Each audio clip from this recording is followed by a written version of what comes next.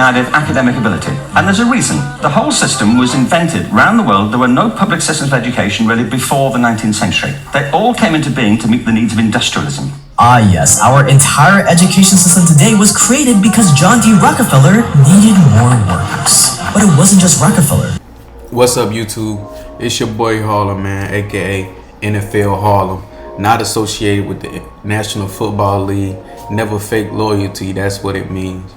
And I'm back with another video. I've been turned up these past few days or whatever, you know. I got some more content for y'all, man. I was doing some strolling on YouTube or whatever, and I ran across a video about like the history of like schools or whatever. You feel me? And how they started the institutions, basically. You feel what I'm saying? I ain't gonna hold y'all up. Like, comment, subscribe, hit that post notification so y'all can get all the videos or whatever, and y'all can be helpful when I drop, you know what I'm saying? Tune in, man. I'm glad y'all rocking with me, man. Let's keep it going. Let's get to the video. So you're John D. Rockefeller in the late 1800s, and you have a big problem. It's the Industrial Revolution, and you have this giant oil empire, but you simply can't find enough wage slaves to keep the wheels turning. Unlike today where you can just make a job post online and a bunch of educated laborers will come flocking your way, back then most of America was rural. Most of America lived simple lives on farms. They were homeschooled, they went to schools ran by churches. They didn't know how to work a factory job or at an oil refinery. They weren't conditioned to clock in and out.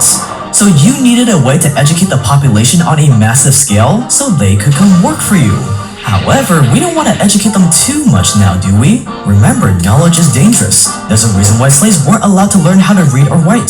So if you're gonna educate the masses, you have to tread very carefully. Teach them too much and they'll become too ambitious, too independent. They'll think for themselves. They'll become... Gotta keep the sheep. Gotta keep the sheep. Boy. competitors. Instead, you want to teach them just enough so they can keep your empire running with a happy, obedient smile on their face. So what did you do? You helped pioneer the American public school system. All of a sudden, every parent could just send their kids off to a free public school funded by good old Rockefeller. To the rest of the world, you looked like a saint. You were giving free education to all those uncivilized, ignorant Americans. But you and I know the truth. By dangling the prospect of free education in front of millions of American parents, you were able to trick them into relinquishing their children to the states. That way, for 8 to 12 years of a child's most formative years, you get to condition them to be exactly who you want them to be. You get to decide what they learn and don't learn. You get to decide how they see the world. You get to condition them to be scared, to be fearful, to be obedient, to not chase after their dreams, to accept mediocrity. You get to teach them that if they don't follow orders exactly to the T, they are a failure. I can't believe it. B is for bitch! Because these are the traits that make for a good laborer. And it worked. By giving every American access to free, standardized public education, you were able to solve the labor problem in America. Now, every generation that came after it would go into school filled with innocence, creativity, indentured servants. Indentured servants. That's all it is. That's all they want us to be. That's why they don't teach you about business and all that stuff in them schools. You got to learn that on your own when you get out. Half our parents don't even know about that. Our moms and daddies don't know about all that. They still learning themselves too. Boy. Joy, and they would come out of school as an obedient worker that doesn't want to rock the boat. Workers who are perfectly happy making their employers rich. Education system is predicated on the Loads of other rich American tycoons poured billions of dollars into creating the modern day education system we have today. These are the same wealthy dynasties behind big oil, big food, big pharma, and they all wanted to provide you with free conditioning, education, while they send their kids to private schools. As Rockefeller once said, definitely free conditioning. Definitely. Don't want a nation of thinkers, I want a nation of workers. These are the dark origins of our education system, and why you want to stay dangerous. For generations, experts tended to blame failing schools on failing neighborhoods, but reformers have begun to believe the opposite, that the problems of failing neighborhoods might be blamed on failing schools. I'd like for this country to have a real education president for a change. I'd like to be the education president. I don't ever expect to sign my name to any law that is more important than the Education Act in 1965. The day of reckoning is here. And they don't care about us. I hope y'all know that. They don't care. But our generation know. If any generation know, it's ours. We ain't going for it. It's crazy out here, man. Modern day Germany, and these Prussians were geniuses at controlling the masses. See, in the late 1700s, Prussia invaded Poland, and they won. Prussia now occupied Poland, but the Prussians now face a new problem. Sure, they controlled Poland, but how were they gonna get the Polish people to accept their new German rulers? They were the colonizers, the enemy, and yet somehow they needed to get the entire population to throw away their Polish identity and to accept imperial German nationalism. But the Prussians weren't stupid. They knew they had no chance in changing the minds of the adults. The adults were proud Polish people. They were set in their ways. There's no hope in converting them. But the children? The Polish children were much more moldable. And if they could attack the children, they could decimate Polish culture in just one generation. That's how they start. They get the young. They get the young. Just like they did in the 70s, 60s, and 70s, man. They take the dad out the house, man. Leave the kids to fend for themselves, basically. If they get the youth, they got the world. So, Prussia created a new 8-year education system, where for 8 years kids would go to school and learn things like reading and writing, but they will also learn how to listen to orders. They would learn how to do as they're told, to respect the authority of their Prussian leaders. And this new Prussian education system worked. One Prussian philosopher brilliantly described their education model by writing, "Education should be aimed at destroying free will, so that after peoples are thus schooled, they will be incapable throughout the rest of their lives of thinking or acting otherwise than as their schoolmasters would have wished. When the technique has been perfected, every government that has been in charge of education for more than one generation will be able to control its subjects securely, without the need of armies or policemen." It was as poetic as it was true. Basically, if you want a submissive population that you can rule over, you have to destroy their free will. You have to condition them not to think. Thinking is the enemy, and you have to start this conditioning when they're as young as possible. That's why they keep distractions, y'all. That's why it's always a distraction, bro. And to be for real with you, work and school are big distractions, bro. Because they keep your time away from really putting in the work to do what you gotta do to make your dreams happen. Something to think about, man. So, every Polish and Prussian child was required to attend school for 8 years. 8 years where day in and day out, these kids were force-fed so much Prussian patriotism that by the time they left school, obedience to the Prussian monarchy was the only reality they knew.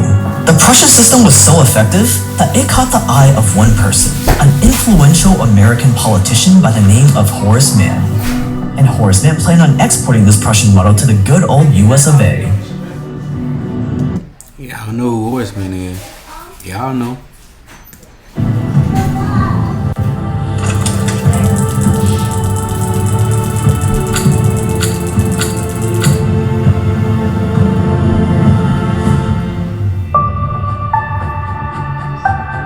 Horace Mann was passionate about reforming American education. It was his life's duty. So in 1843, he traveled across Europe visiting schools to get ideas. But no education system impressed him more than the Prussian model. To him, the Prussian model was a work of art. Here was the roadmap to molding children into anything the elite wanted. If the Prussian model could remove every single trace of Polish culture, what could it do for America? With the Prussian model, it wouldn't matter if kids were Protestant, Catholic, Black, an immigrant, Native American, or even atheists, because we would be able to permanently instill patriotism, duty, and hard work into all of them. And with Horace Mann's political influence, tax-funded public schools following the Prussian model slowly started popping up all over America. And slowly but Monopoly. They do that with everything. Monopoly. They think this joint is a big game. They play chess, y'all. They play chess. Parents, teachers, those in charge, and society as a whole started to accept the Prussian model as the only sensible way to educate the youth. Instead of one big class, schools were divided into separate classes for kids of different ages. Horace also wanted mainly women to be the teachers, which is why women dominate the teaching field today. Teachers were even sent to Prussia to learn firsthand how their system worked. Authorities bought into the Prussian model so much that by 1864, Congress made it illegal for Native American kids to be taught in their native languages. Instead, they were sent to faraway boarding schools so teachers could kill the Indian to save the man. By the end of the 1800s, the Prussian model had taken over America. And by 1900, almost every American state made public school mandatory, meaning that you had to give up your kid to the states or get the kid taken away from you and thrown in prison. Horace Mann changed the face of American public education forever, but the public school system wasn't in its final form yet, because as much as the Prussian model did wonders for the governments, it still didn't do much for businessmen like you. And as John D. Rockefeller, you also saw the power of the Prussian model on the masses, and you planned on systematically infiltrating it. Message. I'm glad I ran across this video. Shout out to you, man, the dude that made this video, bro. I didn't know all that. I didn't know it was that deep. I know about institutions and all that type stuff, but I ain't know it was that deep, man. When folks really playing us, and they think we stupid.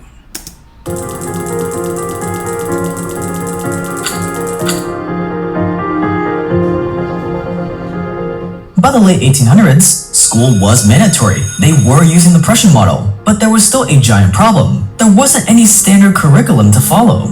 So most kids ended up learning nothing that would make them useful in an oil refinery, mine, or factory. It doesn't matter how submissive or obedient they are. If they don't have the baseline education needed for your labor, you needed submissive, obedient workers that were also educated to your standards. Educated on how Trade school.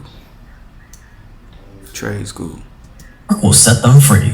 So what did you do? You went to your closest confidant, a man named Friedrich T. Gates, and together the two of you created the General Education Board. On the outside, the General Education Board sounded like this very official government board that looked over the education system in America. And that's exactly the vibe you were going for, when in reality, you just created this thing out of thin air and named it the General Education Board. That is the power of a great name. And a year later, thanks to your connections in Washington, the General Education Board went official.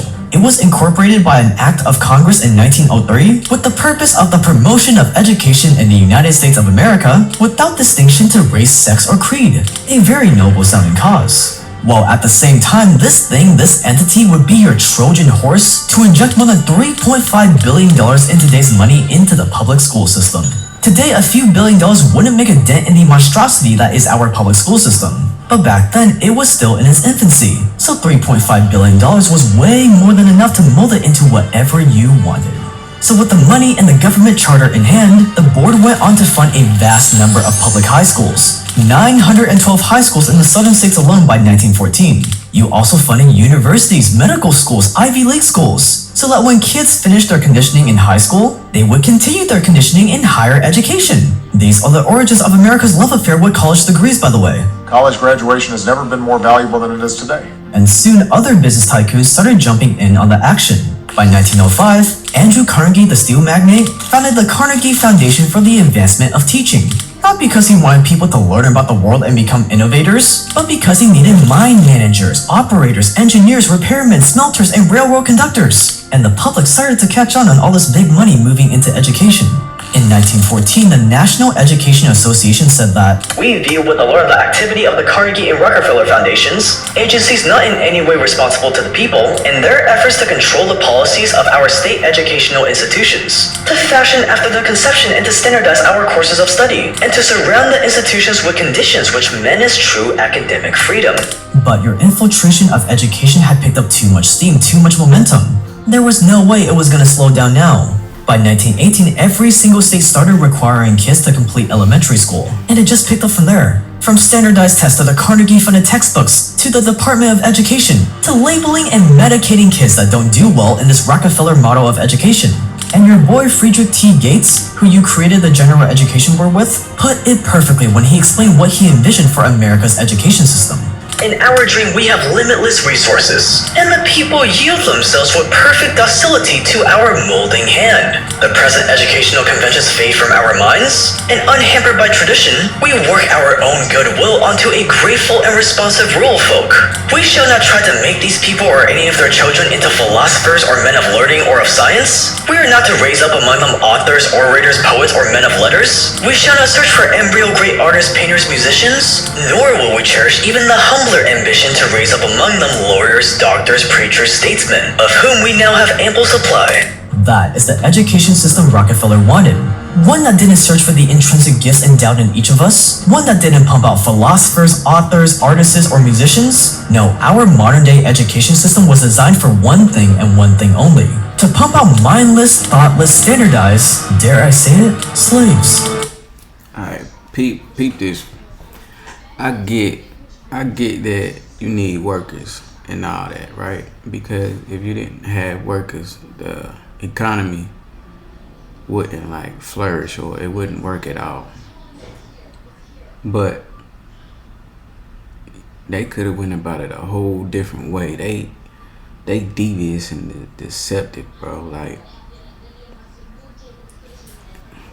just watch the video. John D. Rockefeller put it even more succinctly. He said, I don't want a nation of thinkers, I want a nation of workers. And if you look around today with all this fear, all this debt, all these years of education, and yet you come out not even knowing the basic fundamentals of how to survive in this world, like how to find a This drink got me kind of tight, like I'm kind of hot, for real. Find partners, save, make money, invest, and file taxes? When you look around and see all of this, I'd say that Rockefeller got exactly what he wanted. Yeah, he got what he wanted. It's part of their plan, man. They sit back and scheme. They got secret societies and stuff that they stick together. They got these cults and stuff like that, man, and they actually sit and discuss these type of things, bro. It's not one man, but it is 1%, and that's that 1% that keep us like cattle, man. Keep us like sheep or whatever. Keep us asleep. It's a crazy world we in. So, man, I hope y'all enjoyed it, man. That video kind of had me hot right there. But anyway, let me know what y'all think about that video, man. Like, comment, subscribe, do everything you need to do, man. Stay woke out here, keep your head on the swivel. You know what I'm saying? Don't go for nothing. If you don't feel it in here, then it ain't right. You feel what I'm saying? I'm out. Peace. NFL, let's go. Came from the struggle. I started with nothing, still hustling for some. Gotta go get it. Invest on the edge, just watch how I spend it. Came from the hood, where niggas be acting like bitches, and bitches be dying for butter. Lead a nigga on and leave him as soon as he said it, he low.